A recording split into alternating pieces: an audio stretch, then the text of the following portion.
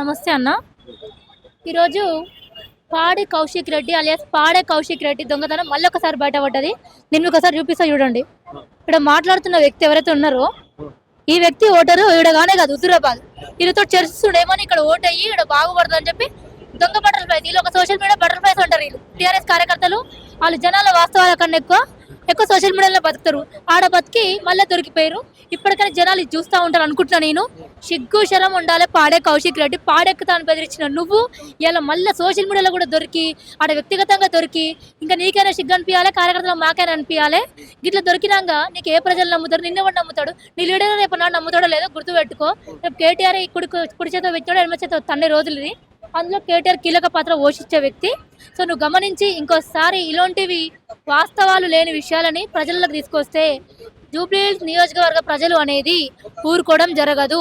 ఎందుకంటే వాళ్ళు social media చూడడం లేదా మంచి జరుగుతున్న ఒక ఆశించి చూస్తారు తప్ప ఇలాంటి లంగ మాటలు దొంగ మాటలు చూసి వాళ్ళు పాడవాళ్ళు అనుకోరు.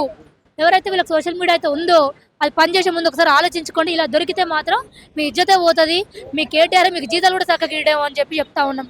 ఇంకా మాట ఆ బీఆర్ఎస్ పావని కూడా ఈ గల్లీలకు డివిజన్లకు వచ్చి అరుస్తున్నా అని చెప్పింది. ఆమెకు ఏ బూతులు ఎన్ని ఓట్లు ఉంటాయో తెలియదు, బూత్ నెంబర్లు తెలియదు.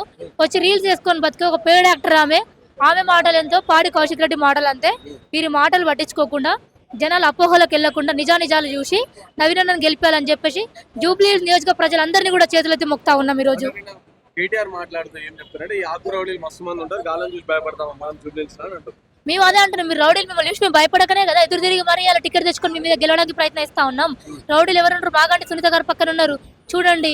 ఆమెను చూడండి, సింపతి అని ఆమెను తీసుకొచ్చి ఈరోజు రథసారథిలా ఏమంటారు దాన్ని బండ్ల పార్టీ కార్యకర్తల పాటలు పెట్టుకోవాలి, పార్టీల పాటలు పెట్టుకోవాలి. ఆడపిల్లనమ్మ నేను ఆడపిల్ల అని చెప్పి బాధపడే పాటలు పెట్టుకుని ఇంకెంత ప్రజలను మోసం చేస్తా ఉంటారు. నేను ఆడపిల్లనే మాకు అనిపించదా? నేను రింగ్ టోన్ పెట్టుకున్నా, కాలర్ ట్యూన్ పెట్టుకున్నా, మరి నా మీద కూడా సింపతి ఇప్పించి నాకు ఇస్తారా?